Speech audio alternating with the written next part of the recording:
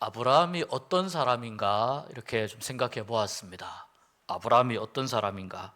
창세기 12장부터 하나님이 아브라함을 부르십니다. 아브라함을 부르시고 창세기 12장에 자기의 모든 친척과 본토 또 아버지의 집을 떠나서 아브라함이 조카 롯을 데리고 가나안 땅으로 가게 됩니다.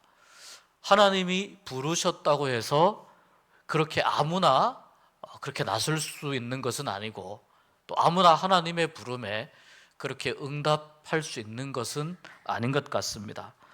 그러니까 아브라함이 하나님의 말씀을 듣고 하나님의 축복과 언약의 말씀을 듣고 자기의 모든 것을 다 내려놓고 하나님께서 가라고 하시는 곳으로 갔다라고 하는 것은, 아브라함이 하나님께 자기의 모든 것을 다 던져서 하나님을 믿고 하나님을 의지하는 마음이 그 안에 있었다는 것을 의미합니다. 그리고 아브라함이 이렇게 할 수 있었다는 이 이면에는 그 믿음을 따라서 행할 수 있는 믿음에 대한 순종과 신앙적인 결단이 있었다는 것을 의미합니다. 아브라함의 출발은 위대했습니다. 아브라함의 출발은 굉장히 좋았습니다.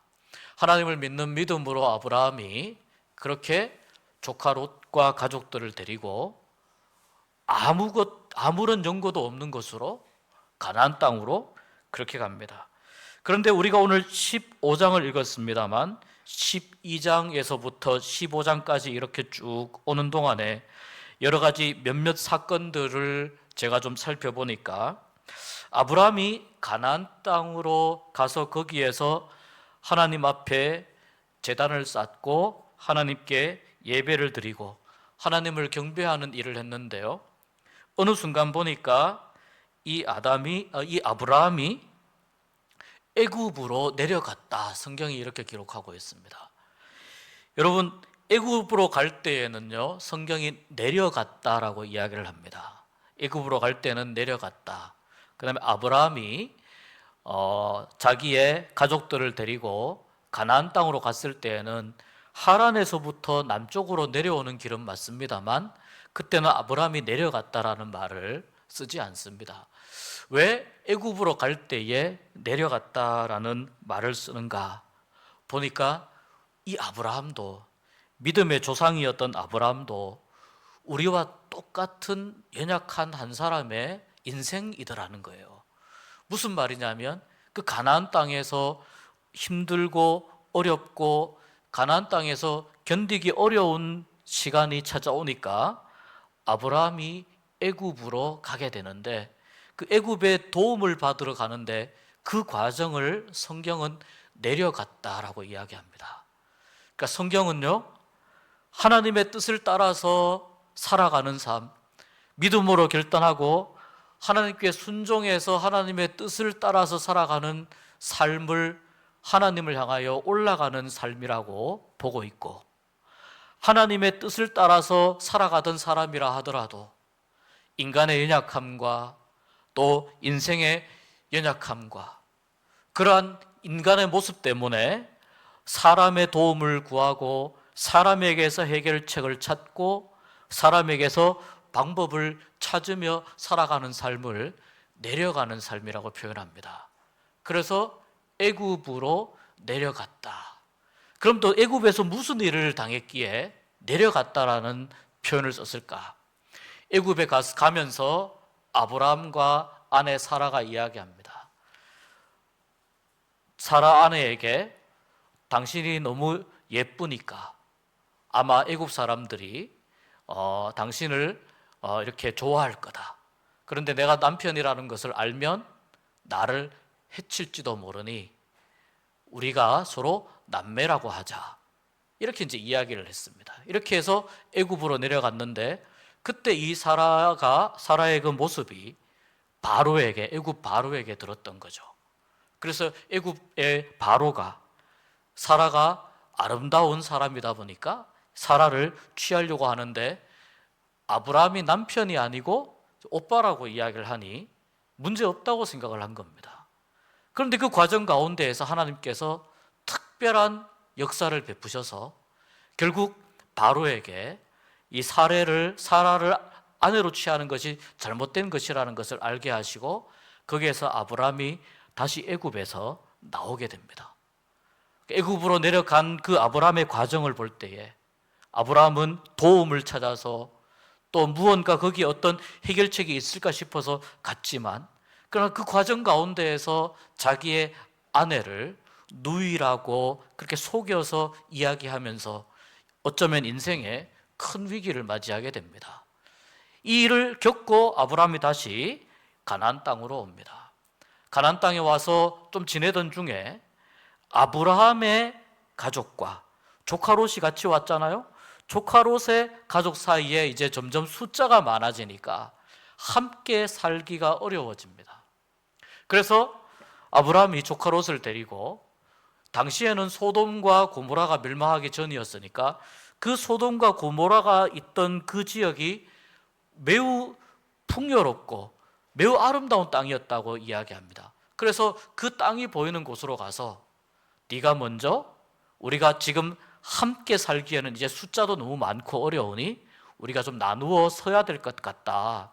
나누어 서는데 네가 먼저 이쪽을 선택하면 나는 다른 쪽을 선택할 거다. 너가 먼저 네가 가고 싶은 땅을 정하여라. 롯에게 양보를 하죠. 그러니까 아브라함이 롯에게 양보를 하고 롯이 소돔과 고모라가 보이는 그 땅이 너무나 아름답기에 또 당시에 너무나 풍족해 보이기에 그 땅을 선택한 겁니다. 여기에서 롯의 인생은 또 어떤 인생입니까? 내려가는 인생이 되는 것입니다. 내려가는 인생이고 결국 이 소돔과 고모라에서 롯이 어떤 일을 겪었으며 나중에 소돔과 고모라가 어떻게 되었는지는 우리가 성경을 통해서 잘 알고 있는 내용입니다. 그러니까 그 인간적인 눈으로 볼 때에는 너무나도 풍족하고 너무나도 아름다운 땅이지만 그 땅을 롯이 선택한 그 과정 가운데에는 인간적인 계산이 숨어 있었다는 것이죠.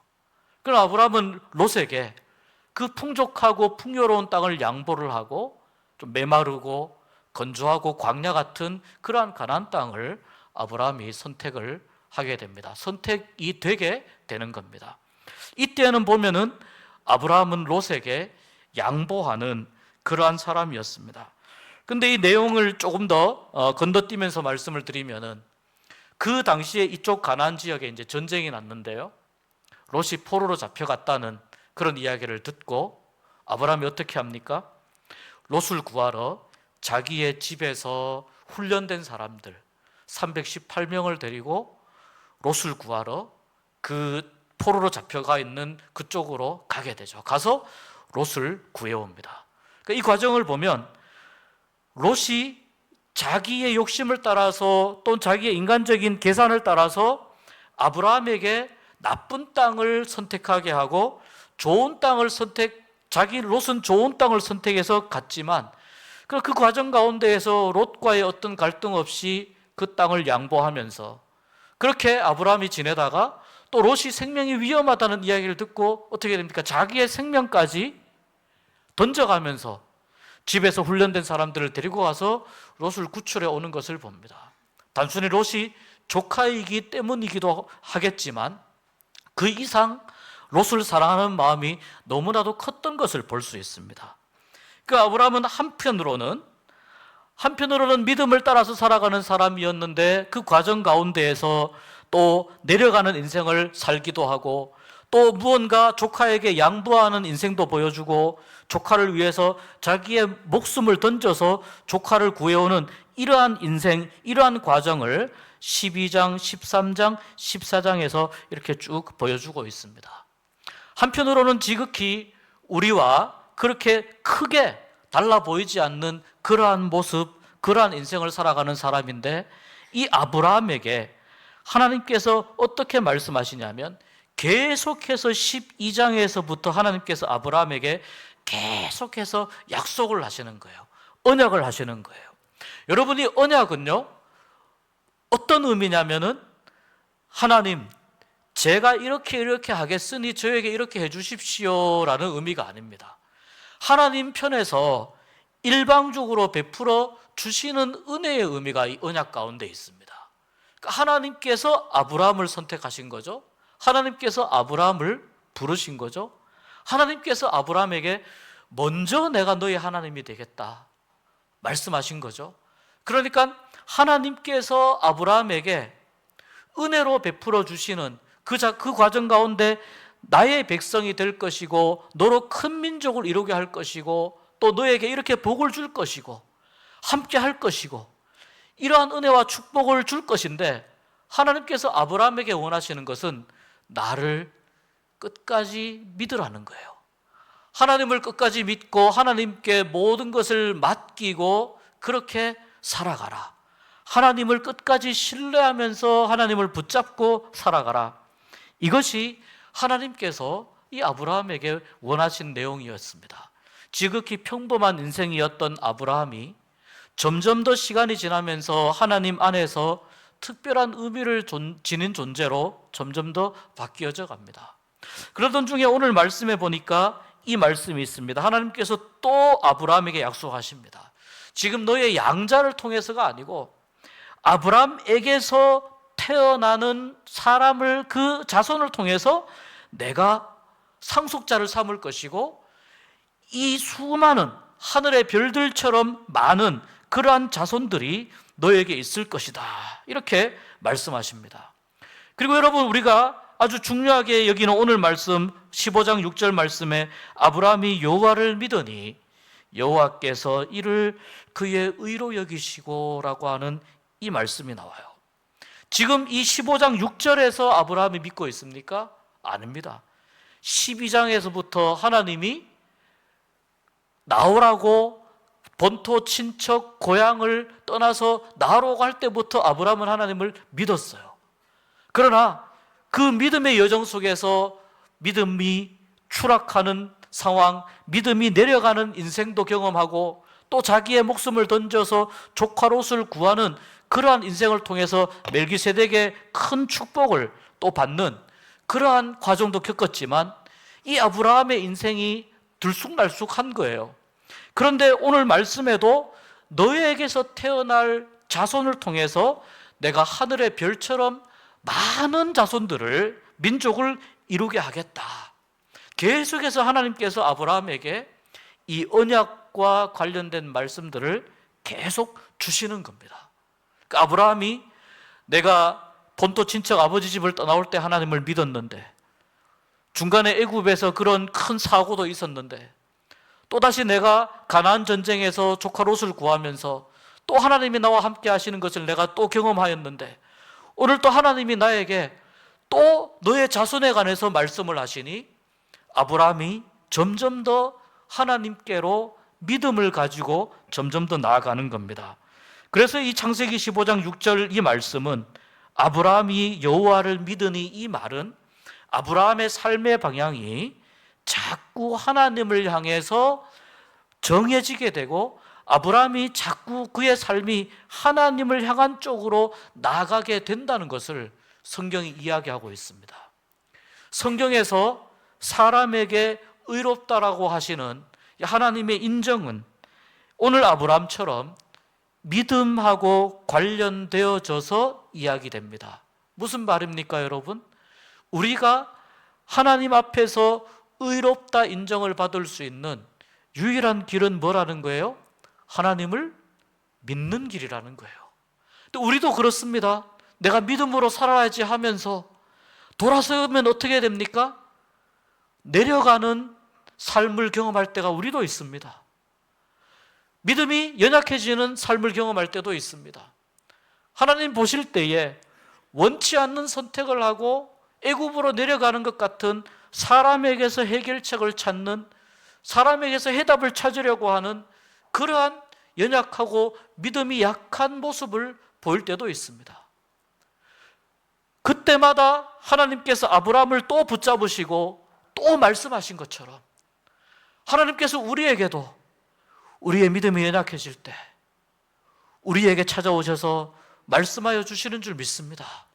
나를 믿는 믿음이 어디 갔느냐?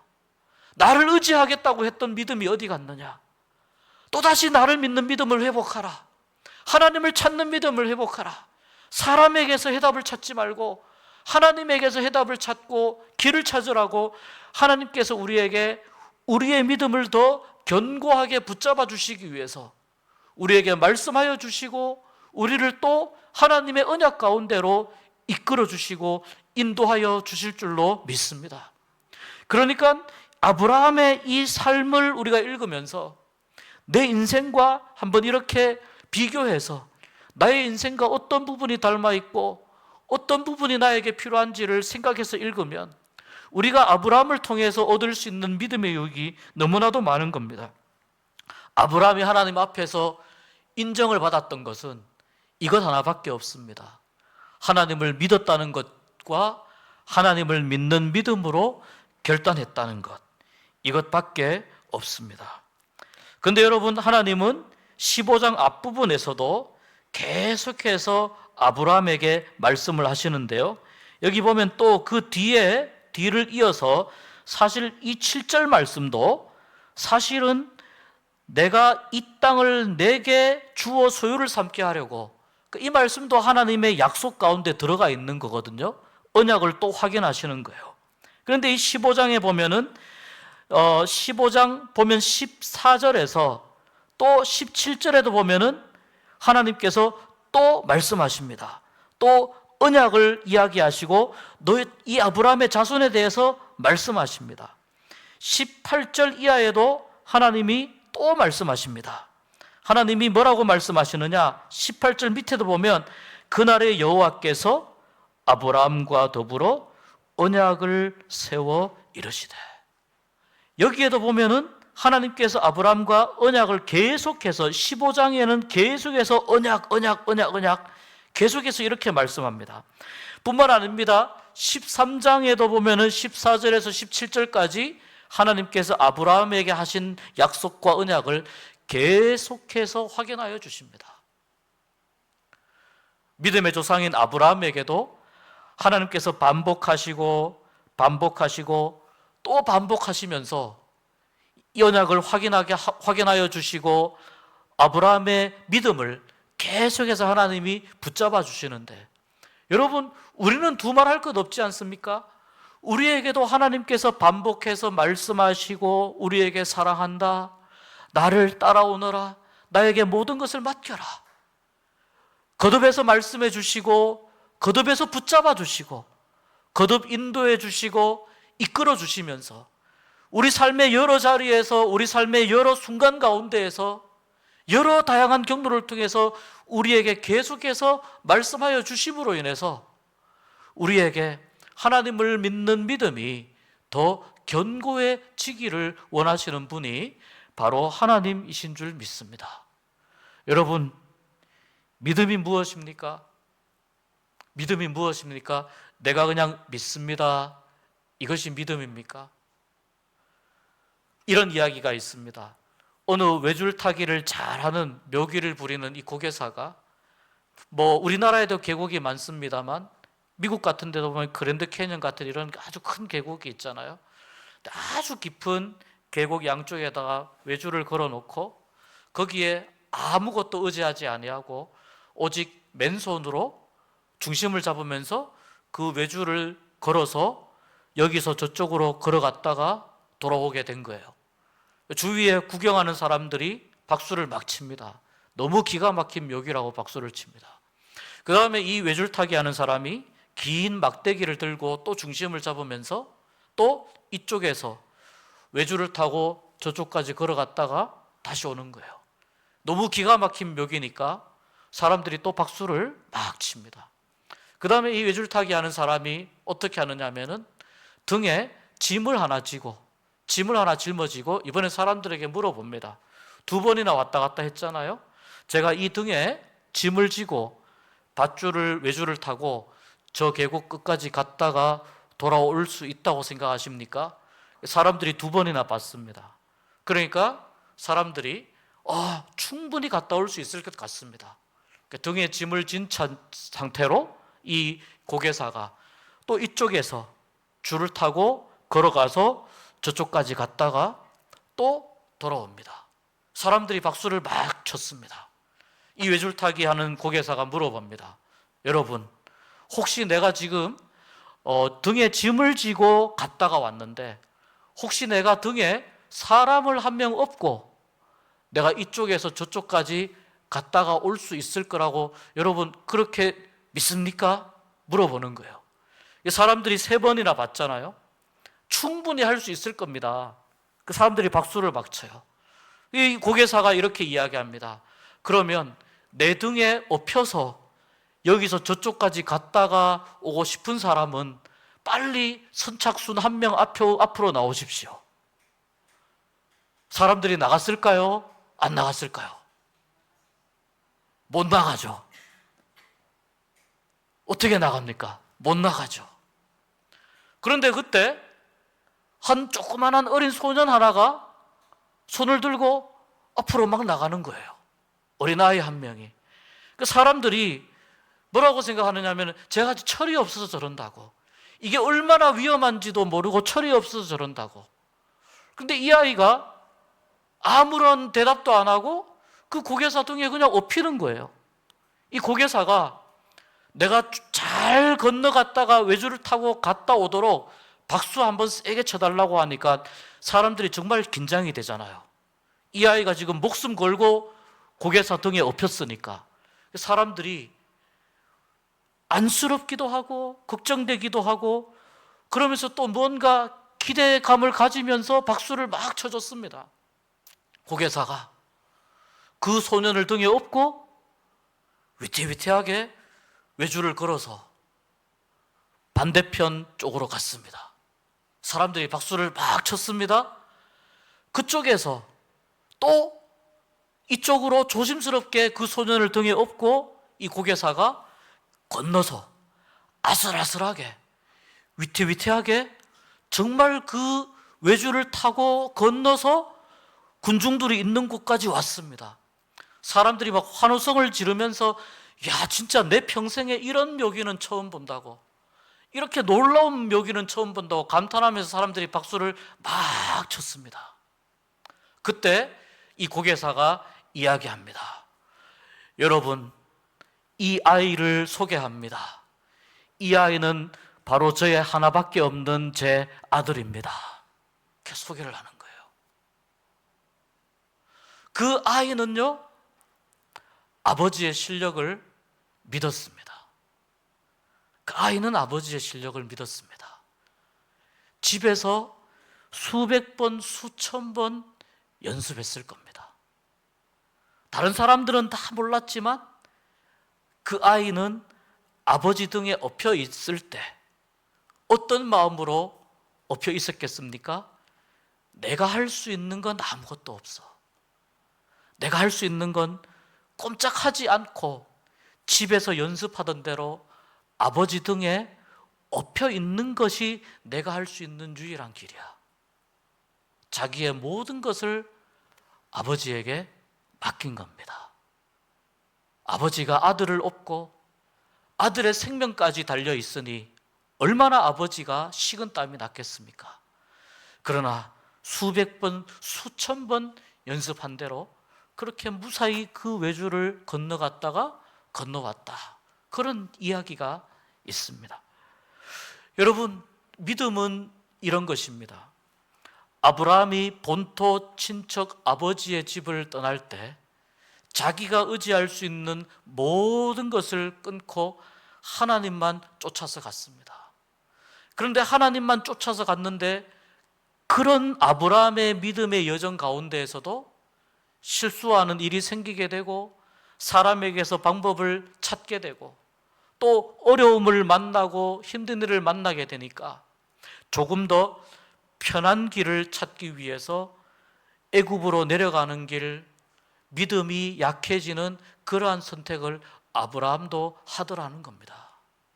그런데 오늘 15장 6절에서 하시는 이 말씀은 그런 일을 겪으면서 아브라함이 하나님을 점점 더 의지하게 된다는 거예요. 애굽 왕 바로에게 아내가 그 바로에게 시집을 가게 생겼습니다. 그런데 하나님께서 그 복잡하고 어려운 문제를 이집트 바로의 그 권력이 권력이 시퍼렇게 그렇게 날이 서 있는 그 이집트 중간에서 하나님께서 그 복잡한 문제를 풀어주셔서 아브라함을 안전하게 지켜주셨습니다. 아브라함에게 큰 실수였지만 이것 또한 아브라함이 하나님을 믿는 믿음의 하나의 이유가 된 것입니다.